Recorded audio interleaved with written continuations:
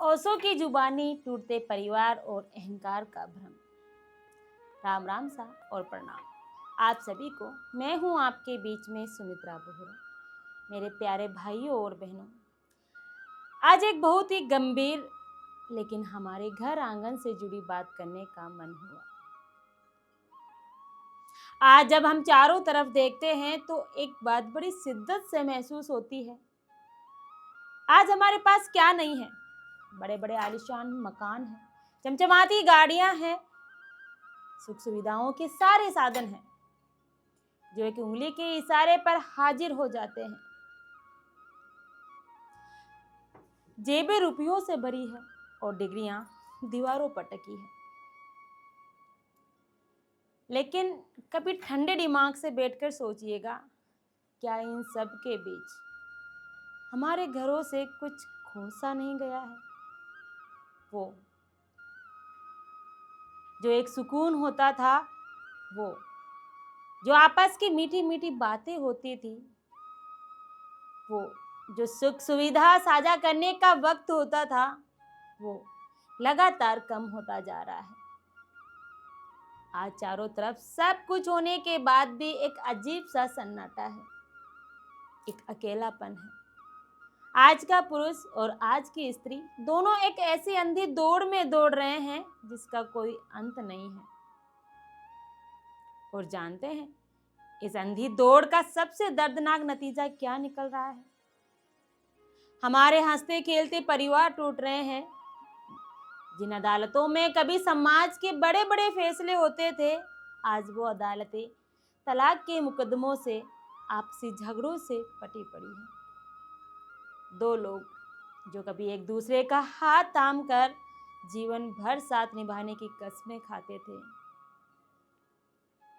एक दूसरे के सुख दुख में ढाल बनने का वादा करते थे, आज वो एक दूसरे के सबसे बड़े दुश्मन बने बैठे हैं। एक दूसरे की शक्ल तक देखना गवारा नहीं करते। आखिर ऐसा क्या बदल गया? हमारे पूर्वज तो छोटे छोटे कमरों में तंगहाली में भी पूरी जिंदगी हंसते हंसते गुजार देते थे। फिर आज इतनी संपन्नता के बाद भी हमारे रिश्ते कांच की तरह क्यों चटक रहे हैं? अहंकार का सूक्ष्म खेल। इस बात को गहराई से समझने के लिए ओशो की एक बहुत ही सुंदर और आंखें खोल देने वाली बात कहते हैं। ओशो कहते थे, प्रेम कोई सौदा नहीं है, प्रेम तो एक समर्पण है। लेकिन आज का मनुष्य प्रेम करना ही नहीं जानता, वह तो सिर्फ कब्जा करना जानता है। इस बात के मर्म को समझिएगा। आज के समय में परिस्थितियां बदलती है। आज स्त्री भी पढ़ी लिखी है, कमा रही है, पुरुष भी पढ़ा लिखा है, कमा रहा है। दोनों के पास अपना अपना बैंक बैलेंस है, अपना रुतबा है। और यही से बहुत चुपके से बिना बताए हमारे भीतर एक बहुत ही बारीक और सूक्ष्म अहंकार यानी ईगो आकर बैठ जाता है। यह अहंकार इतना शातिर होता है कि हमें खुद पता नहीं चलता कि ये कब हमारे रिश्तों को अंदर ही अंदर दीमक की तरह चाटने लगता है। पुरुष के भीतर का पुराना संस्कार जाग जाता है। वे सोचता है, आखिर मैं पुरुष हूं, इस घर में मेरा हुक्म चलना चाहिए, मेरी बात ऊपर रहनी चाहिए। वहीं दूसरी तरफ स्त्री के भीतर की आधुनिकता और स्वाभिमान खड़ा हो जाता है। वे सोचती है, मैं क्यों झुकूं? पढ़ती लिखती मैं भी हूं, कमाती मैं भी हूं, मैं किसी से कम क्यों हूं? भाइयों और बहनों, अहंकार की सबसे बड़ी बीमारी यही है कि वे कभी झुकना नहीं जानता। उसे लगता है कि अगर वह झुक गया तो वह छोटा हो जाएगा। और जब ऐसे दो मजबूत अहंकार एक ही छत के नीचे रहने लगते हैं तो याद रखिएगा, वहां फिर कोई घर नहीं बनता। वह घर नहीं बल्कि एक युद्ध क्षेत्र बन जाता है, एक ऐसा मैदान जहाँ चौबीसों घंटे बस इसी बात की रणनीति बनती रहती है, सामने वाले को नीचा कैसे दिखाया जाए, उसकी गलती कैसे पकड़ी जाए और उसे उसकी औकात कैसे याद दिलाई जाए। जहाँ प्रेम होना चाहिए था वहाँ बस शह और मात का खेल चलने लगता है। प्रेम बनाम कब्जा। फूल का उदाहरण मैं आपको सुनाती हूँ। ओशो अक्सर एक बहुत ही बड़ी और सीधा सा और प्यार का उदाहरण दिया करते थे। वे कहते थे कि मान लीजिए आप रास्ते से गुजर रहे हैं और आपको एक बहुत ही खूबसूरत खिला हुआ फूल दिखाई देता है। आप क्या करेंगे? अगर आपके मन में उस फूल के लिए सच्चा प्रेम है तो आप उस फूल को उसी पौधे पर रहने देंगे। आप उसकी जड़ों में पानी डालेंगे, उसकी देखभाल करेंगे ताकि वे और खिले और महके और अपनी सुंदरता बिखेरे। आप उसे आजाद छोड़ देंगे, लेकिन अगर उस फूल को देखकर आपके भीतर का अहंकार जाग गया तो आप कहेंगे ये फूल इतना सुंदर है, इसे तो मेरी ही मेज पर होना चाहिए, इस पर सिर्फ और सिर्फ मेरा हक होना चाहिए, और आप उसे तपाक से तोड़ लेंगे। पर जानते हैं, जैसे ही आपने उस फूल को पौधे से अलग किया, आपने उसकी सुंदरता को नहीं बचाया, बल्कि आपने उसे हमेशा के लिए मार डाला। कुछ ही घंटों में वे फूल मुरझा जाएगा और कूड़े के ढेर में चला जाएगा। आज हमारे रिश्तों में पति पत्नी के बीच बिल्कुल यही हो रहा है। हम एक दूसरे को प्यार नहीं करते, हम एक दूसरे पर कब्जा करना चाहते हैं। हम एक दूसरे को वैसा स्वीकार नहीं करते जैसे वो है। हम उन्हें अपनी मर्जी के मुताबिक बदलना चाहते हैं। पुरुष चाहता है कि उसकी पत्नी बिल्कुल वैसी हो जाए जैसी उसने अपने दिमाग में एक अलग कल्पना बना रखी है। वह उसकी हर बात माने, उसकी उंगलियों पर चले। और वही स्त्री चाहती है कि पुरुष उसकी आदतों के हिसाब से बदल जाए, जैसा वह कहे वैसा ही करे। कोई भी किसी की आजादी का सम्मान करने को तैयार नहीं है। और ओशो साफ कहते हैं कि जहाँ स्वतंत्रता नहीं, जहाँ एक दूसरे को सांस लेने की आजादी नहीं, वहाँ प्रेम का दम घुट जाता है, वहाँ प्रेम मर जाता है। और जब प्रेम मर जाता है तो पीछे सिर्फ समझौता बचता है। कुछ समय तक तो लोग लाज के डर से उस समझौते को खींचते, लेकिन जब वे समझौता बर्दाश्त के बाहर हो जाता है तो एक दिन वे घर ताश के पत्तों की तरह ढह जाता है। संवाद का अभाव। हम सुनते क्यों हैं? एक और बात जो ओशो ने बहुत गहराई से रेखांकित की है वह यह है कि पुरुष और स्त्री दो अलग अलग प्रजातियां हैं। प्रकृति ने दोनों को एक दूसरे के विरोधी के रूप में नहीं, बल्कि एक दूसरे के पूरक के रूप में बताया। दोनों मिलकर एक ही पूर्ण इकाई बनाते हैं। पुरुष के पास तर्क है और बुद्धि का एक अलग संसार है, तो स्त्री भावनाओं, संवेदनाओं और ममता का एक अनमोल समंदर है। ये दोनों मिलकर जीवन का सुंदर बनाते हैं।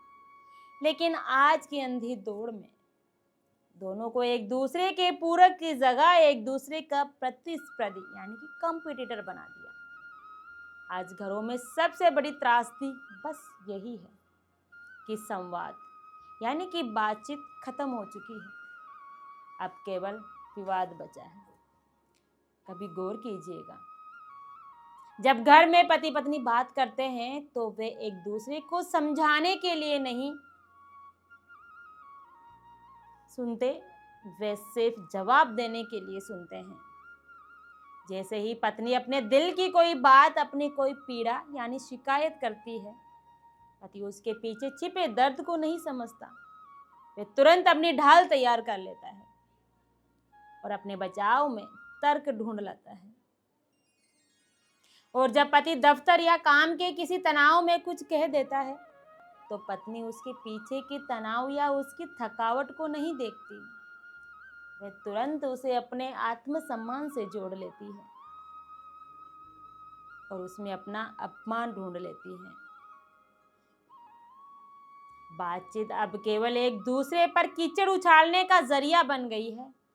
और याद रखिएगा, जहाँ हर बात विवाद में बदल जाए वहाँ अंत में जीत भले ही किसी एक की हो जाए, चाहे पति जीत जाए या पत्नी जीत जाए, लेकिन उस जीत के मलबे के नीचे उनका रिश्ता हमेशा के लिए हार जाता है।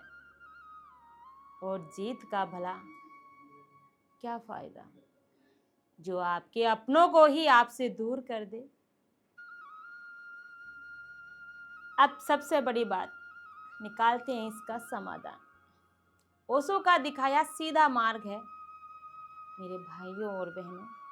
आखिर रास्ता क्या है? क्या हम ऐसे ही चुपचाप और अपने परिवारों को बिखरते हुए देखते रहेंगे? क्या ये इंसानी जिंदगी बिना प्रेम के एक सूखी बंजर मरुभूमि बन जाएगी? ओशो कहते हैं नहीं, रास्ता बहुत सीधा और साफ है। बरसते हम अपनी आंखें खोलने और अपने भीतर झांकने को तैयार तो हो।